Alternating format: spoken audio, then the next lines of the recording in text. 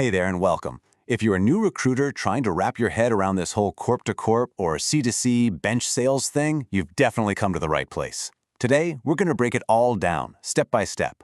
We're going to follow the entire journey of a single resume, from your desk all the way to a done deal. Okay, let's jump right in.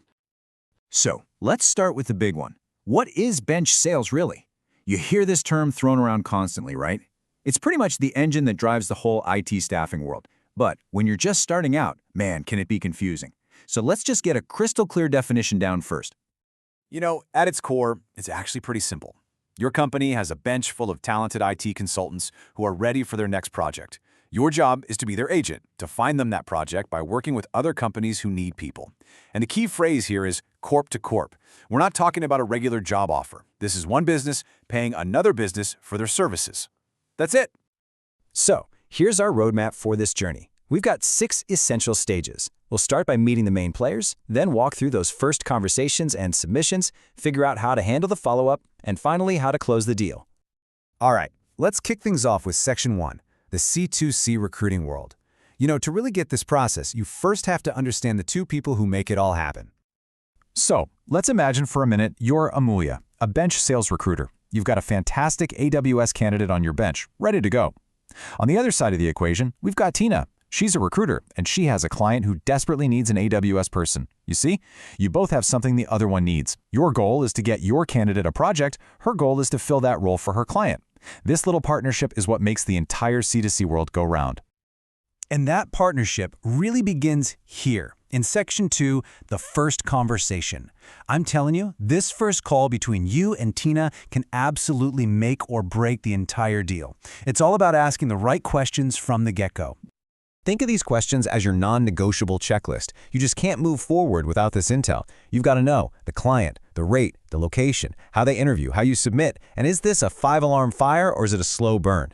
Getting these answers up front is going to save everybody a ton of time and headaches. Of course, it's not a one-way street. Tina's going to have questions for you, too. She'll need to know your candidate's visa status, if they're local, and she'll want to see a LinkedIn profile to verify who they are. This is all just standard procedure to make sure your candidate is a real, legitimate option for her client. So, once you've both decided the role is a good fit, you make it official with a right to represent, or an RTR. This is so important. It's basically an email agreement that says you're giving Tina's company the exclusive right to present your candidate for this one specific job. It prevents the absolute nightmare of duplicate submissions, which can get a candidate thrown out of the process in a heartbeat.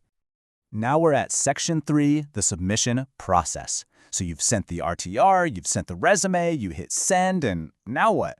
This is the stage where a lot of new recruiters kind of get lost. But hold on. Before you start celebrating that submission, there's a really strategic question you need to ask Tina, and the answer could completely change your whole approach.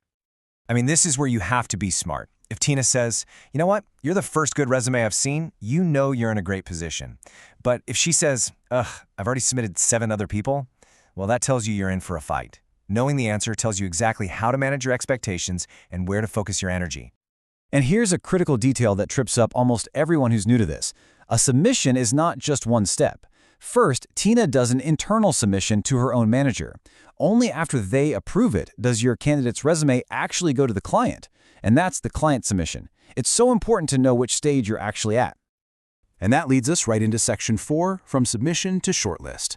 The resume is in, now comes the waiting game. And trust me, how you follow up here makes all the difference.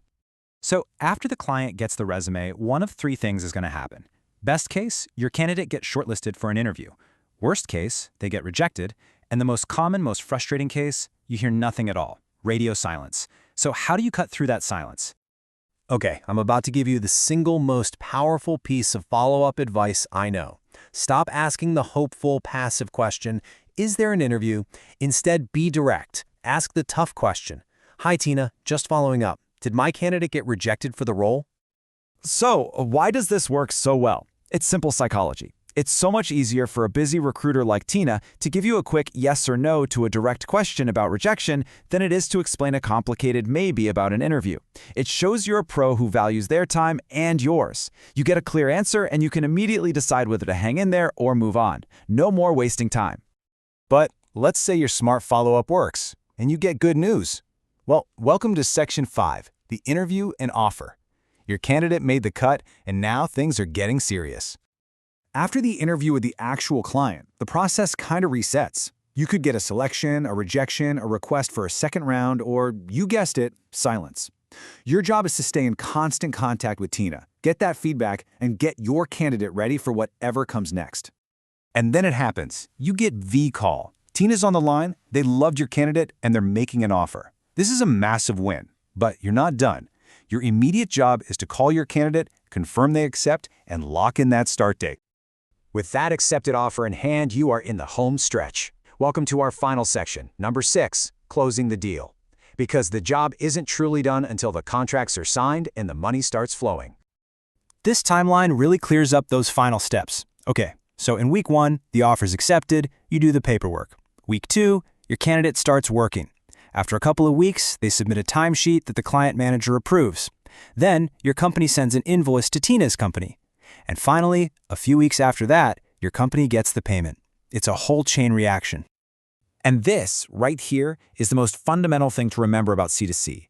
The end client never, ever pays your candidate. Tina's company never pays your candidate. Tina's company pays your company. It is a pure business-to-business transaction. Your company gets the money, and then your company handles paying the consultant. So there you have it, the entire journey of a resume in the C2C bench sales world, all the way from an initial chat to a final payment.